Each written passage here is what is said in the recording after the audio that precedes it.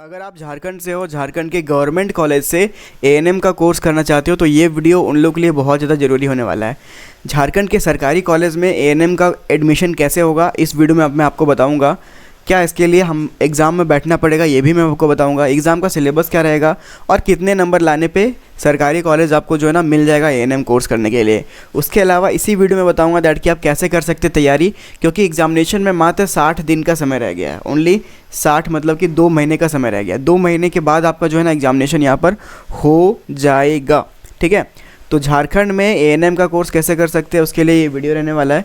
Video में आगे बढ़ने से पहले बताना चाहता हूँ कि चैनल को सब्सक्राइब करके रखना, ताकि एएनएम का जो फॉर्म आएगा उसके अलावा कैसे करना तैयारी, लाइव क्लास जो है ना हम लोग यहाँ पर यूट्यूब में भी करवाते हैं, तो वो भी आपको मिल जाएगा।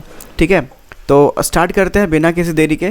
तो देखो ये सदर अस्पताल रांची है, यहाँ पर भी एएनएम का कोर्स है। अब देखो सरकारी कॉलेज में और प्राइवेट कॉलेज में क्या अंतर है। सरकारी और प्राइवेट कॉलेज में कोई अंतर नहीं है, बस अंतर ये है दैट कि सरकारी कॉलेज में आपको जो है ना एडमिशन में बहुत ज़्यादा कम पैसा लगेगा। ठीक है, 4 से 5 हज़ार में आपका जो है ना एडमिशन हो जाएगा। ठीक है, उसके अलावा यहाँ पर आपको जो है ना हॉस्टल भी मिलता है, मतलब कि रहने की व्यवस्था भी आपको यहाँ पर इसी कॉलेज में आपको मिल जाएंगी।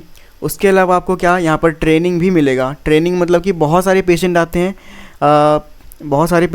कहाँ पर, सरकारी अस्पताल में। ठीक है, तो उसके ऊपर आप ट्रेनिंग कर सकते हो, इंजेक्शन के लिए, बैंडेजेस के लिए, नर्सिंग का जो काम होता है, नर्स का काम होता है दवाई देना, ठीक है, इंजेक्शन देना, ये सब काम जो है ना आप कर पाओगे। मतलब कि ट्रेनिंग जो है ना आपको पूरा मिलेगा, मतलब कि आप जो है ना सीख पाओगे अच्छे तरीके से। लेकिन अगर आप प्राइवेट से करोगे तो प्राइवेट से आपको 1 लाख रुपये लग जाता है एडमिशन के लिए। ठीक है, 1 लाख लग जाता है, और हॉस्टल के लिए अलग फिर आपको पे करना पड़ेगा, हॉस्टल के लिए अलग पैसे लगेंगे। ठीक है, उसके अलावा ट्रेनिंग नहीं मिलता है। ट्रेनिंग जो है ना पूरे साल में 1 बार 2 बार मिलेगा आपको, मतलब कि 15 से 20 दिन आपको ट्रेनिंग मिलेगा।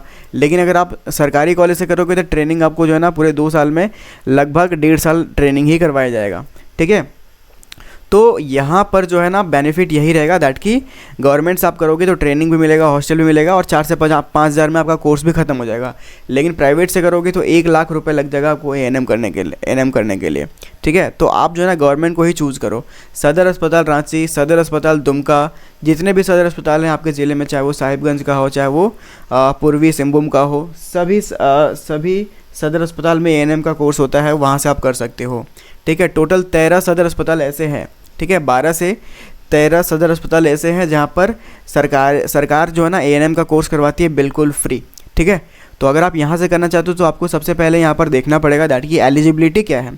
ठीक है, मतलब कौन से लोग यहाँ पर पात्र हैं। ठीक है, इसके लिए तो सबसे पहले जो है ना केवल महिला उम्मीदवार इस कोर्स के लिए पात्र हैं। ठीक है, क्यों ऐसा है, क्योंकि झारखंड में बस महिला उम्मीदवार को ही यहाँ पर जो है ना एएनएम का कोर्स करवाया जाता है, एएनएम के लिए माना गया है। ठीक है, मान्यता जो है ना एएनएम में बस महिला को रखा गया है।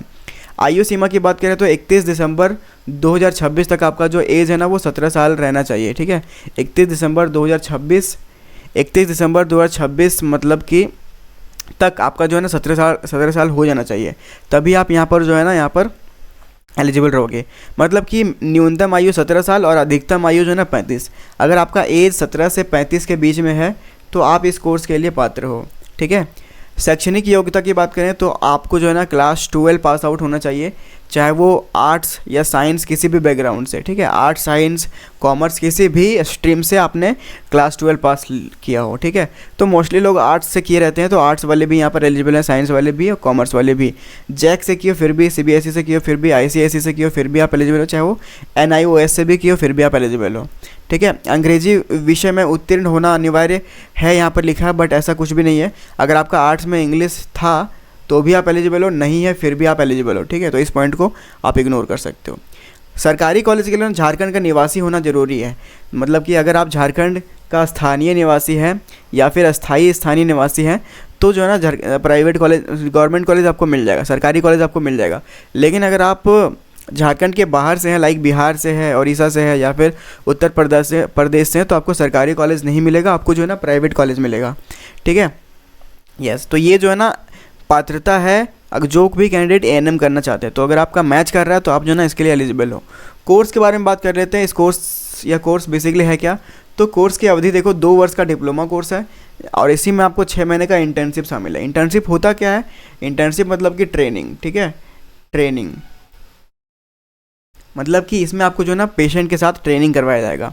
उद्देश्य क्या होता है इस कोर्स का?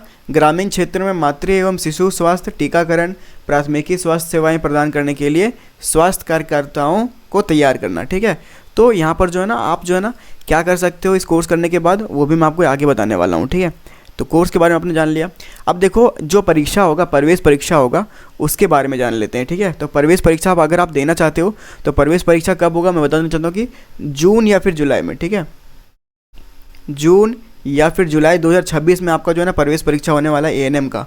ठीक है, तो उसके लिए कितना क्वेश्चन आएगा वो मैं आपको बता देता हूँ। ठीक है, तो सबसे पहले देखो सामान्य विज्ञान से 50 क्वेश्चन रहेंगे। ठीक है, और गणित से 25 क्वेश्चन रहेंगे और सामान्य ज्ञान से 25 क्वेश्चन रहेंगे। ठीक है, तो कुछ टोटल जो है ना 100 क्वेश्चन आपको पूछे जाएंगे परीक्षा में, और 100 क्वेश्चन में कम से कम आपको जो है ना यहाँ पर गवर्नमेंट कॉलेज के लिए 50 नंबर आपको लाने पड़ेंगे अगर आप जनरल और ओबीसी कैटेगरी से हो।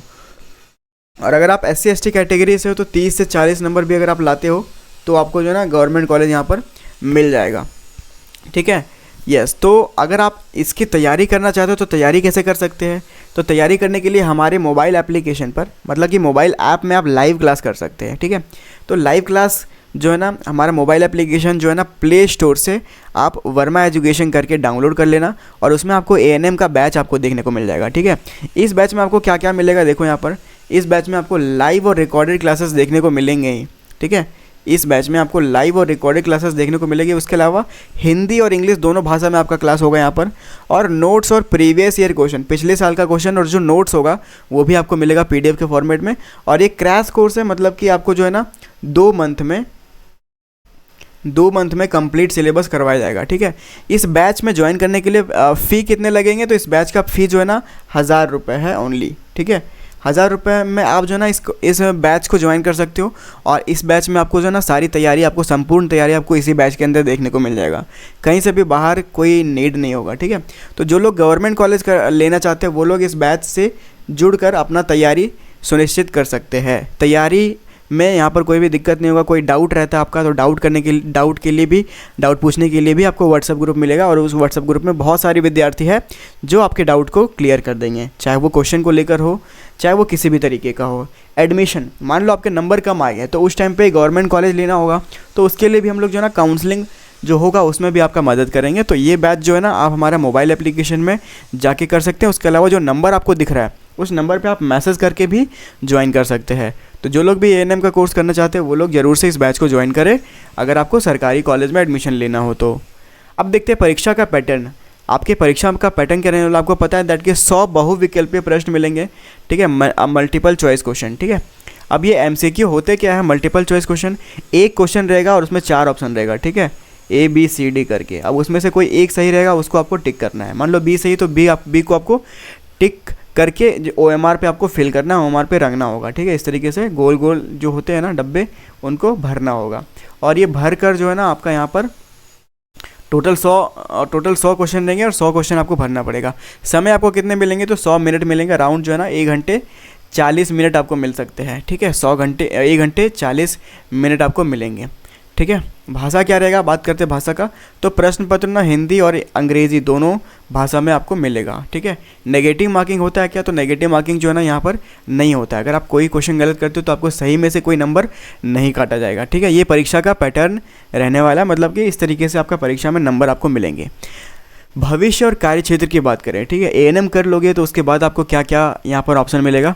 तो एएनएम करने के बाद सरकारी नौकरी के लिए आप एलिजिबल हो जाओगे, मतलब कि सरकारी नौकरी, सरकारी स्वास्थ्य केंद्र जैसे कि PHC हो गया, CHC हो गया, मैं वहाँ पर क्या कर सकते हो, हेल्थ वर्कर के रूप में एएनएम के पद पर नियुक्ति आपकी हो सकती है। अभी आपको पता है हाल ही में 3300 एएनएम का बहाली हुआ है झारखंड में। तो जो लोग एएनएम का कोर्स किए थे वही लोग यहाँ पर 3300 जो बहाली हुआ ना उसमें परीक्षा देने के लिए पात्र हुए थे।